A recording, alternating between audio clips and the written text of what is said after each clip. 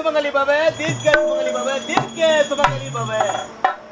ஆமா சுவாமி, என்ன தீர்க்க சுமங்கலி பவா என்றால் என்ன? தீர்க்க சுமங்கலி பவ என்றால் என்ன தெரியுமா?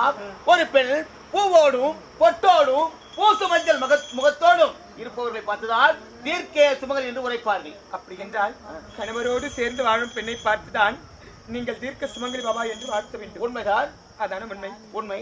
ஆனால் என்னை தொட்டு தாலி கட்டின என்னுடைய கணவர் தான் இறந்து கிடக்கின்றார். கோவிந்தா, உடைய கணவர் இறந்து விட்டாரா? நான் தவறாக பேசி சொல்லிவிட்டேன். நான் சொல்லி வருகிறேன். என்னம்மா, சற்று நில்லுங்கள். என்ன? நீங்கள் யார்? தேவர்கள். உங்களுடைய வாக்கு எப்பொழுதுமே பொய்யாக கூடாது. இப்பொழுதே என் கணவருக்கு உயிரை கொடுங்க. உடைய கணவருக்கு நீங்கள் தான் உயிர் தர வேண்டும். உயிர் கொடுக்க வேண்டுமா? ஆமா. எனக்கு கலகம் தான் செய்ய தெரியும், உயிர் கொடுக்க தெரியாதுமா. அப்படி இல்லை என்றால் நீங்க எங்கெல்லாம் போறீங்களோ உங்களை பின் இருந்தே வரும். என்னோட வர போறியா? வேண்டாம சொல்றது கேளு. ஆளை விடு. நான் என் கணவர் உயிரை கொடுங்க. என்னால் கொடுக்க முடியாதம்மா. ஆனால் நல்லதொரு உபாய கூறுகின்றேன். நல்லதொரு உபாயமா? சொல்ற கேட்கறியா? என்ன உபாயம் சுவாமி? என்ன உபாயம் தெரியுமா? உயிரை கொடுக்கக்கூடியவர் யார்? இவருடைய தந்தை சத்தியலோகத்தை ஆளக்கூடிய பிரம்மதேவன். ரிக்கி, யசூர், சாம, அதனுடன் சொல்லக்கூடிய 4 வேதங்களை வைத்துக் கொண்டு இந்த உலகத்தில் வாழக்கூடிய அனைத்து ஜீவருக்கும் உயிர் கொடுக்கக்கூடியவருடைய தந்தை பிரம்மதேவன். அவரிடத்திலே சென்றால் உங்களுடைய கணவருக்கு உயிரை கொடுத்தாலும் கொடுப்பார். சுவாமி, என்ன நீங்கள் பேசும் வார்த்தை சரியானதா அல்லது முறையானதா? நான் யார்? ஒரு மானிட பெண். அப்படி இருக்கும் பொழுது என்னால் எப்படி சுவாமி அங்கு செல்ல முடியும்? நீ ஏன் வரப்போகின்றாய்? அதான் நான் இருக்கல போஸ்ட்மேன, நான் போய் அழைச்சிட்டு வரேன். அப்படியா சுவாமி? ஆமா. அப்படியாகட்டும். வந்த உடனே உஷார் என்று உரைப்பேன். அவருடைய பாதங்களை பற்றிக் கொள்ள வேண்டும். சென்று வருகின்றேன். அப்படியா? படைக்கும் தொழில் பிரம்மதேவனை சந்தித்தால் தங்களுக்கு உயிர் வந்து விடுமா? உங்களோடு சேர்ந்து நான் சந்தோஷமாக வாழப்போகின்றேன். அத்தான், நீ முந்தி போனது நியாயம் இல்லையே.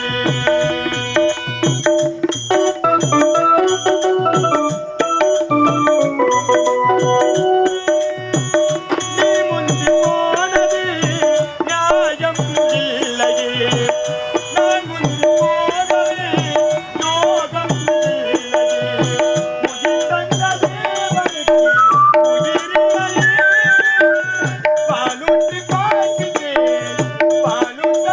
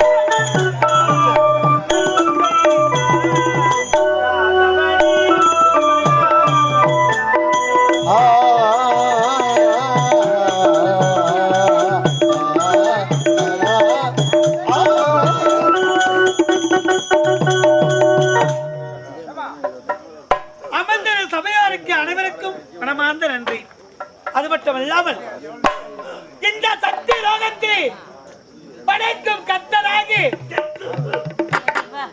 பிரம்மதேவனுடைய பெயர் கொண்டு கலைவாணிய மணந்து குறை என்பதை காணாமல் நலமோடு வாழ்ந்துக் கொண்டு வருகின்றேன். அப்படி இருக்கு இதோ காலில் என் மகன் சென்றான். என்னிடம் ஓடி வந்து என்னுடைய பாதத்தை ஆசீர்வாதம் பெற்று உலகம் சுற்றி வருகிறேன் தந்தையே என்று உரைத்து விட்டு சென்றவன் அது வார்த்தையா என் மகன் வருகின்றான்.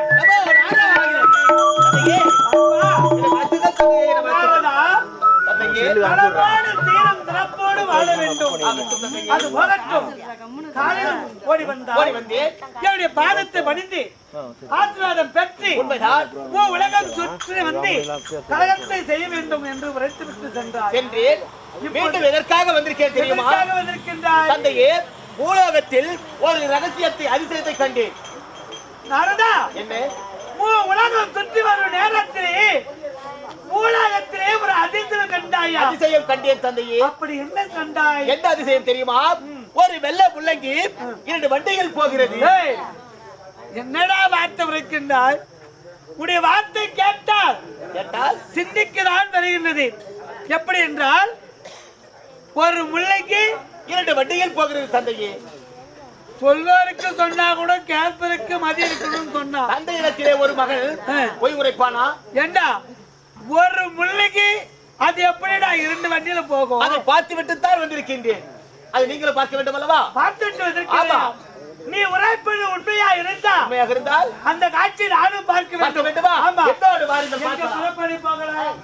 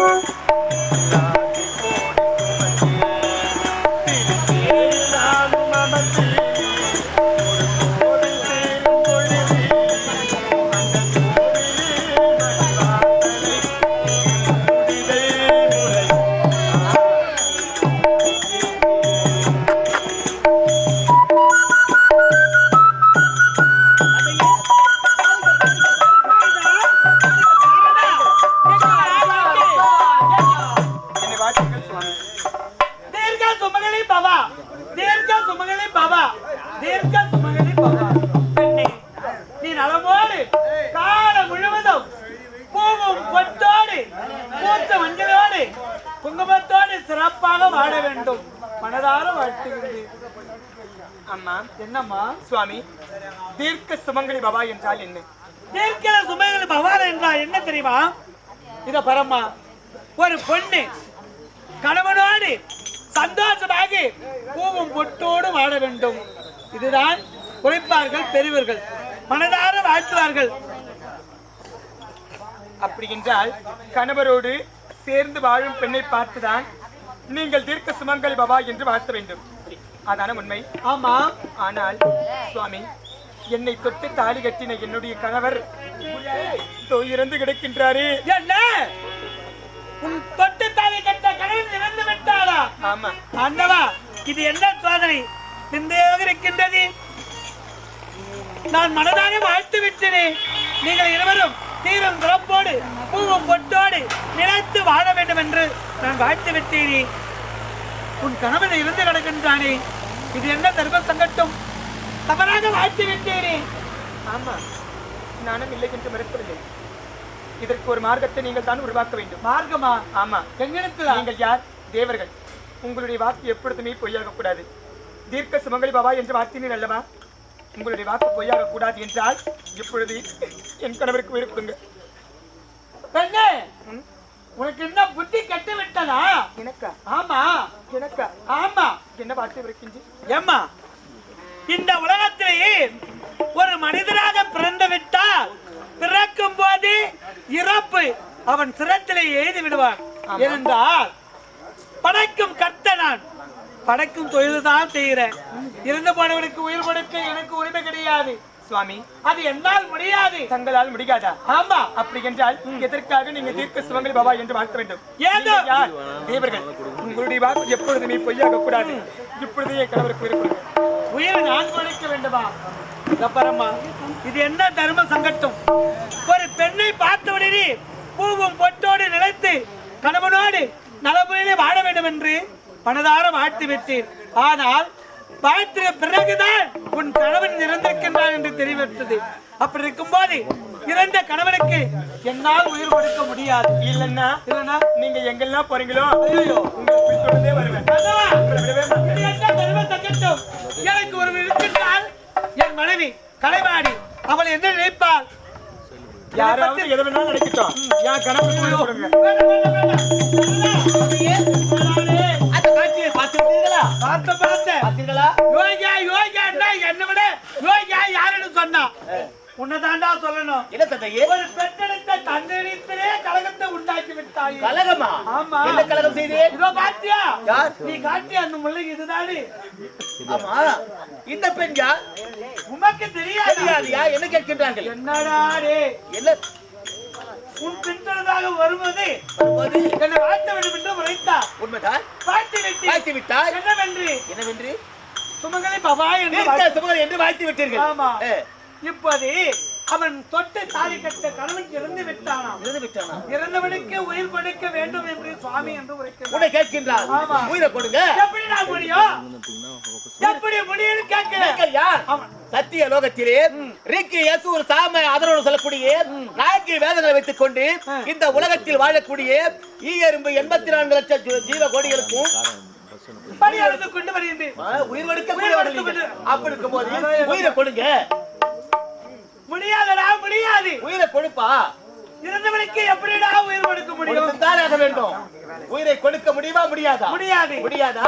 இனி முதற்கொண்டு சத்திய லோகத்திலே உனக்கு வேலையே கிடையாது. எனக்கு சத்திய லோகத்திலே வேலை கிடையாது. படைக்கும் தொழிலும் கிடையாது. அதனால் அதோ பார்த்தீர்களா வன்னிமரம். அந்த வன்னிமரத்திற்கு காவலாக இருந்து தொண்டு புரியுங்க. நான் வரேன். படைக்கும் கர்த்தன் நானு. அந்த வன்னி மரத்துக்கு நான் காவல் இருக்க வேண்டும். உயிரை கொடுங்க. உன் பேச்சு கேட்டு வந்தம் பாடுறாடே. தந்தையே என்ன கேட்க என்ன சொல்லணும்? இல்ல உயிரை கொடுங்க. முடியாதா? போங்க. வன்னி மரத்துக்கு காவலா இருங்க போங்க. அம்மா என்னுடைய தந்தையை அழைத்து பார்த்தேன். அவரும் உயிர் கொடுக்கல. நான் சென்று வரேம்மா. சுவாமி நில்லுங்கள். என்னம்மா? நீங்கள் கூறும் வார்த்தை முறையானதான். என்ன? படைக்கும் தொழில் பிரம்மதேவரை சந்தித்தால் அவரை பார்த்து அவருடைய பாதங்களை வணங்கினால் நிச்சயமாக உன்னுடைய கணவருக்கு உயிர் வந்துவிடும் என்று எடுத்துரைத்தீர்களே. அவரை பார்த்தேன், அவருடைய பாதத்தையும் வணங்கினேன். ஆனால் என் கணவருக்கு உயிர் வரவில்லையே. படைக்கும் கடவுளே உயிரை கொடுக்க முடியவில்லை என்றால் என்னால் என்னமா செய்ய முடியும்? ஆகையால் ஆள விடு, நான் வரேன். இல்லன்னா நீங்க எங்கெல்லாம் போறீங்களோ உங்களை பின்தொடர்ந்தே வருவேன். என்னோட வருவியா? என் கணவருக்கு உயிரை கொடுங்க. அம்மா இன்னொரு நல்ல உபாயத்தை உரைக்கின்றேன். இன்னொரு நல்ல யோசனையா? ஆமா. அது என்ன சுவாமி? என்ன யோசனை தெரியுமா? காக்கும் கடவுளாக விலகக்கூடிய அந்த வைகுந்த வாசன், அந்த வடமலை வாசனை சந்தித்தால் இந்த உன்னுடைய கணவனுக்கு இறந்த கணவனுக்கு உயிர் வந்தாலும் வரும். எனது அந்த வைகுந்த வாசனை அந்த 7 மலையான சந்தித்தால் என்னுடைய கணவருக்கு உயிர் வந்து வந்தாலும் வரலாம். அப்படியா? ஆமா. அப்படியா ஆகட்டும் சுவாமி. நானும் ஒரு மாநில பெண். உண்மைதான். என்னால் எப்படி சொல்ல முடியும்? நீ ஏன் வர போற? நான் தான் இருக்கல தபால்காரன். நான் சென்று அழைத்து வரேன். வைகுந்த வாசா, உன்னை சந்தித்து உன்னுடைய பாதத்தை வணங்கினால் என் கணவருக்கு உயிர் வந்து விடுவான். ஒட்டொட்டமாக ஓடி வருகின்றேன். ஆண்டவா, இறைவா, பாதை மாறி போகும் போது